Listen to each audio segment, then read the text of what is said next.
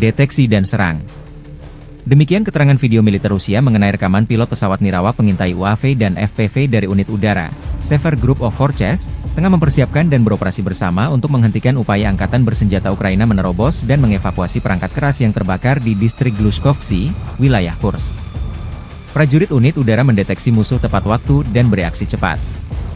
Dengan demikian, unit Rusia berhasil mendeteksi dan menetralkan material buatan barat milik AFU, militan Kiev dengan APC musuh yang rusak.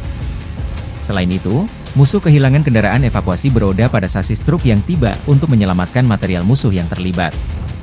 Selain itu, pilot UAV menabrak heksakopter Baba Yaga milik Ukraina, yang sedang mengirimkan pasokan makanan ke unit AFU di garis depan, dan mengembalikan quadcopter miliknya ke pangkalan.